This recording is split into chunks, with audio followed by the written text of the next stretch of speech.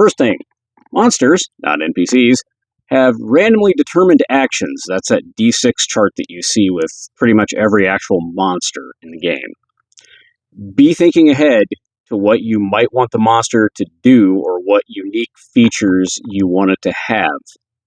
Pro tip, if you're converting the monster from another game, especially if it's D&D 5e, there will be things like lair actions and special abilities and things like that that they can do that you can drop into your Dragonbane monster pretty easily. Second thing, player characters in Dragonbane typically don't have a ton of hit points to burn, so try to keep that attack damage and those abilities somewhat reasonable. I know encounter balancing isn't as much of a thing in Dragonbane, but you also don't want to mop the floor with the entire group either. Try to compare your monster to similar monsters if you have questions about game balance, if there is such a thing.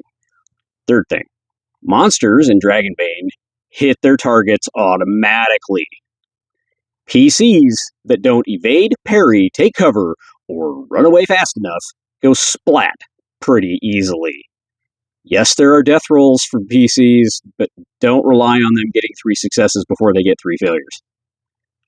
Fourth thing, monsters in Dragonbane have the potential to use multiple attacks in one round.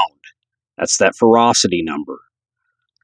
It's great if one monster is fighting multiple party members at once, but never underestimate the power of having a monster dodge attacks at base 15 skill, because it might save the monster for another round. They might even be able to run away to fight another day. Last thing, armor in Dragonbane ablates damage. Natural armor that can't be removed can really take the punch out of a PC's attacks. Also, never underestimate the power of resistances or just plain being invulnerable to certain kinds of attacks. Some monsters are also immune to fear and other effects. Something to keep in mind. Now, I know I've talked a lot about combat for the most part, but that's where the rubber really meets the statistical road when we're talking about monsters. However, I think it's important to remember that monsters also have the potential to be avoided, bribed, persuaded, tricked, misdirected, trapped, and so on and so forth. If you like what I had to say, you like what we're doing here on the channel, please like, subscribe, and maybe consider sharing with someone. We'll see you in the next one.